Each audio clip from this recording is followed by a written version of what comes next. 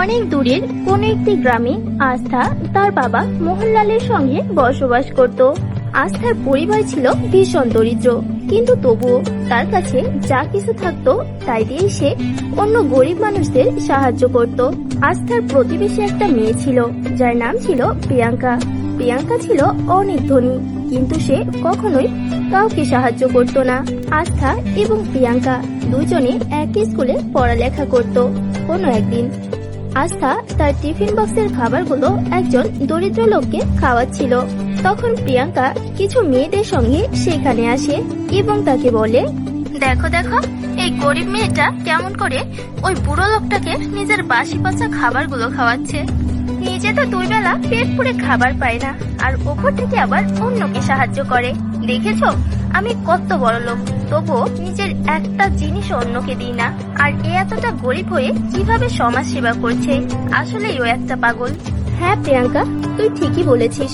ও তো নিজেই 2 বেলা ভালোভাবে খাবার পায় না, জানি না কিভাবে নিজের জিনিসগুলো অন্যদের মধ্যে বিলাই। নিজে তো এতটা গরিব যে একটা ভালো ইউনিফর্ম পরেও স্কুলে আসতে পারে না। মাঝে মাঝে তোকে দেখে আমার করুণা হয়। আমি এর কারণে এত ধনী যে আমি কাউকে কখনো কিছু দেই না। আমি যদি নিজের জিনিস অন্যকে দিয়ে দিই তাহলে ওর মতো গরিব হয়ে যাব। পিঙ্কি এবং কিছু মেয়েরা সেইখানে দাঁড়িয়ে এমন কথা বলছিল।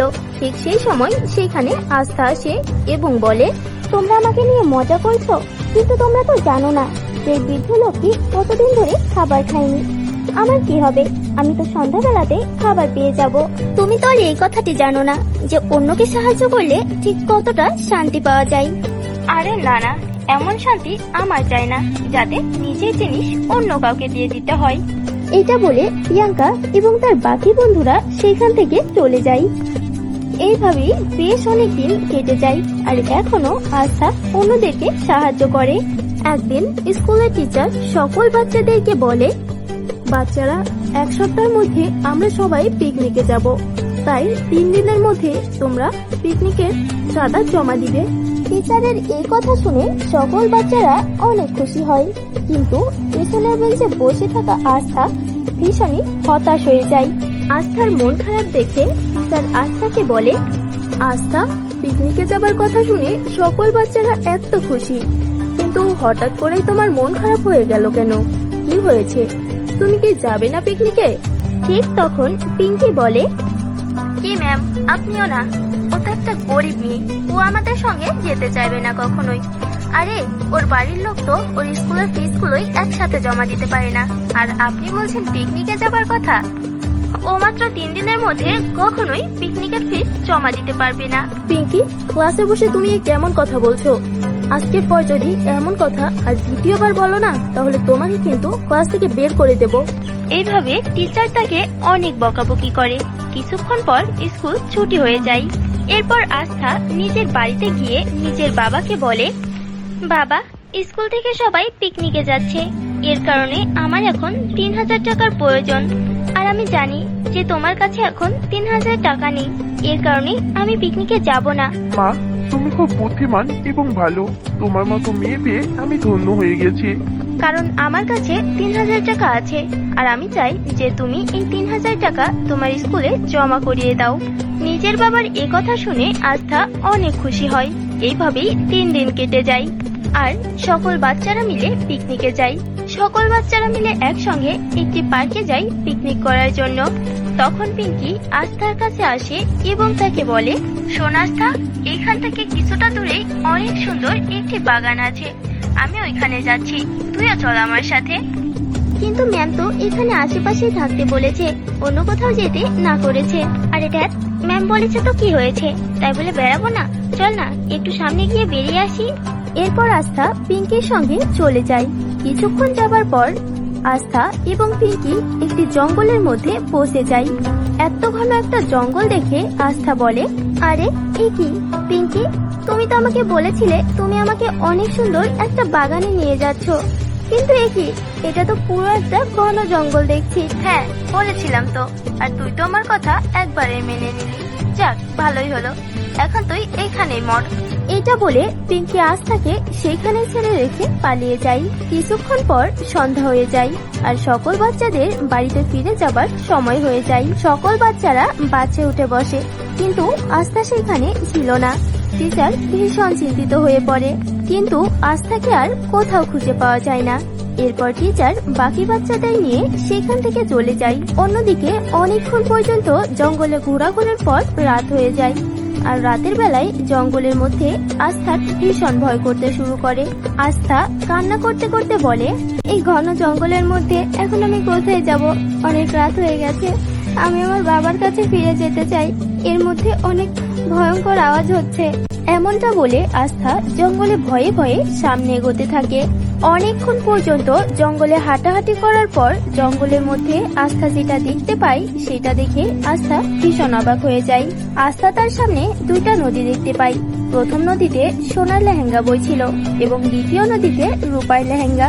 তখন হঠাৎ করেই সেখানে একটি পরী হাজির হয় এবং সেই পরী আস্থাকে বলে, আস্থা, এখানে তোমার ভয় পাওয়ার কোনো প্রয়োজন নেই, কারণ এইটা একটি মায়াবী নদী, আর অর্ধেক রাত পর্যন্ত এখানে সোনা এবং রূপার জাদুর লেহেঙ্গার নদী প্রবাহিত হয়। বলো, কোন লেহেঙ্গা চাই তোমার? যদি তুমি সোনার লেহেঙ্গা নাও তাহলে তুমি তার থেকে অনেক ধন সম্পদ পেতে পারবে, আর যদি তুমি রূপার লেহেঙ্গাটি পছন্দ করো তাহলে এই লেহেঙ্গা তোমাকে কিচ্ছু দিবে না, কিন্তু তোমাকে তোমার বাড়ি পর্যন্ত পৌঁছে দেবে। এখন তোমার ইচ্ছা, বলো দুই লেহেঙ্গার থেকে তোমার কোন লেহেঙ্গাটা চাই? আমি দ্বিতীয় নদী থেকে জাদুর রূপার লেহেঙ্গা নিতে চাই। আমি আমার বাড়িতে যেতে চাই, আমার বাবার কাছে ফিরে যেতে চাই। আমার ধন সম্পদের কোনো লোভ নেই, আমার বাবাকে ফিরে পেলেই হলো। বাহ আস্থা, তুমি তো অনেক বুদ্ধিমান। সত্যি তুমি সৎ একটা মেয়ে, তুমি ধন সম্পদের একদম লোভ করনি। এটা বলে পরি প্রথম নদী থেকে আস্থাকে রূপার লেহেঙ্গা বের করে দিয়ে বলে, আস্থা, যদি তুমি সোনার লেহেঙ্গা বেছে নিতে তাহলে তুমি কিছুই পেতে না, কিন্তু তুমি রূপার লেহেঙ্গা বেছে নিয়েছো। এর কারণে এটা তোমাকে তোমার বাড়িতেও পৌঁছে দেবে, আবার তোমার সকল ইচ্ছা পূরণ করবে। এরপর আস্থা খুশি হয়ে নদীর দেওয়া সেই জাদুর রূপার লেহেঙ্গাটি পরে নেয়, আর জাদুর রূপার লেহেঙ্গা পরতেই আস্থা তার বাবার সামনে গিয়ে দাঁড়িয়ে পড়ে। এরপর আস্থা তার সাথে ঘটে যাওয়া সকল ঘটনা এবং জাদুর সোনা আর রূপার লেহেঙ্গার নদীর ব্যাপারে তার বাবাকে সবকিছু খুলে বলে। এরপর আস্থা জাদুর রূপার লেহেঙ্গার থেকে অনেক বড় একটি বাড়ি চাই। এইভাবেই আস্থা অনেক বড় লোক হয়ে যায়। একদিন আস্থা অসহায় এবং দরিদ্র মানুষের মধ্যে খাবার বিতরণ করছিল।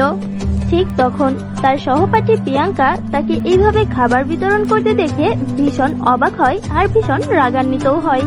আরে, এই গরিব ভিখারি আজকে নিজের মতো অসহায় মানুষদেরকেই এত সাহায্য করছে, কিন্তু ওর কাছে এত টাকা এলো কিভাবে?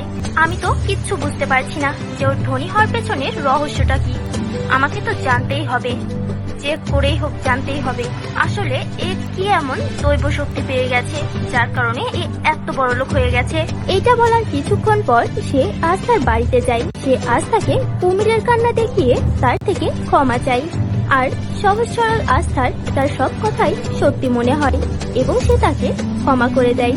এরপর কিছুক্ষণ কথা বলে সে আস্থাকে বলে, আস্থা, এখন তো আমরা বন্ধু হয়ে গেছি, আমি তোমাকে কিছু কথা জিজ্ঞাসা করতে চাই, তুমি কি প্রশ্নগুলোর উত্তর দেবে?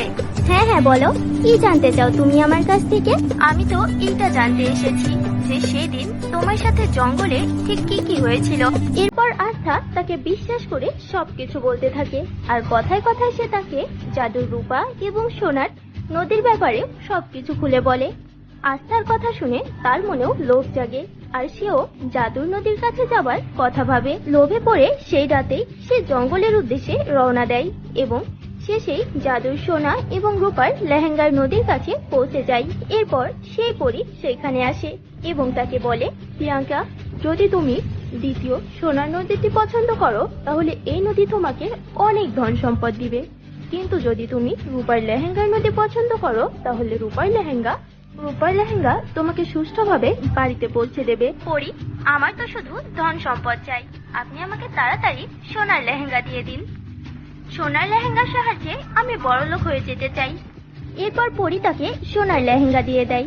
সে খুশি হয়ে সেই সোনার লেহেঙ্গা পরে, কিন্তু দুর্ভাগ্যবশত সেই সোনার লেহেঙ্গাটি পরতেই সে অনেক কুৎসিত এবং তার চুলগুলো সাদা হয়ে যায় আর তার মুখে অনেক ব্রণ বের হয় আর তার চেহারা কালো হয়ে যায়। এইসব দেখে সে কান্না করতে শুরু করে। ঠিক সেই সময় পরী তাকে বলে, তোমার মন কখনোই পরিষ্কার ছিল না, তোমার নিয়ত কখনোই ভালো ছিল না, এর কারণেই আজকে তোমার এই অবস্থা। এখন নিজের পাপের সাজা নিজেই ভোগ করো। এটা বলে পরী সেইখান থেকে চলে যায়।